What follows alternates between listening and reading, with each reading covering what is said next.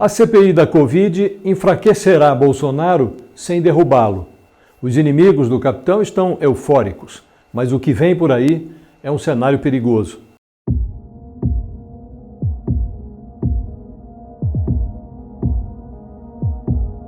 Um presidente sem juízo e sem projeto, mas com uma pandemia, uma ruína econômica e quase 2 anos de mandato pela frente.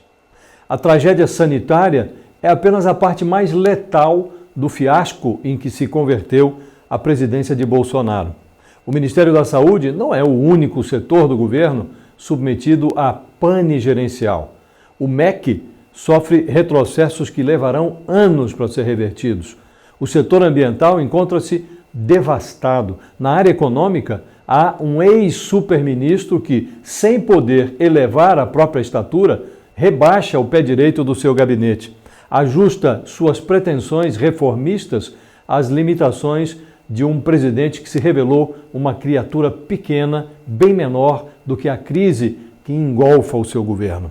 Nos próximos meses, seguindo o rastro de provas que Bolsonaro produziu contra si mesmo durante a crise sanitária, a CPI vai estragar o papel que o capitão mais gosta de desempenhar, o de colocar a culpa nos outros. Ao esmiuçar os erros que Bolsonaro cometeu como se cultivasse o desejo secreto de ser apanhado, a CPI encurtará a margem de manobra do presidente. No caso de Bolsonaro, um personagem que nunca teve apreço pelas instituições democráticas, a falta de espaço para manobrar é um convite para extravagâncias. O capitão voltou a falar em meu exército, minhas forças armadas. Sobrevoou novamente, em helicóptero da FAB, uma aglomeração de devotos, alguns deles partidários de uma intervenção militar. O Príncipe 03 aplaudiu a ocupação que o autocrata de El Salvador promove na Suprema Corte local. Ao apresentar Bolsonaro a si mesmo, evitando por meio de depoimentos e de documentos que o presidente terceirize os seus erros, a CPI reforçará a falência de um projeto que se baseava na teatralização do novo. O velho deputado encrenqueiro do baixo clero, que se apresentou em 2018 como uma fulgurante novidade, chegará a 2022 como um estelionato político.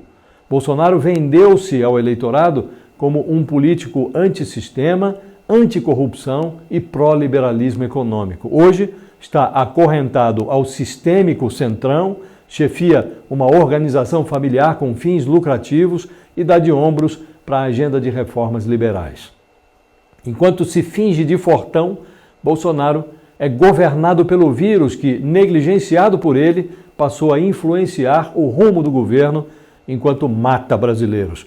Com os calcanhares expostos na vitrine da CPI, o presidente tende a se dar por satisfeito se conseguir alcançar os 2 objetivos que lhe restaram: não cair e continuar passando a impressão de que faz e acontece.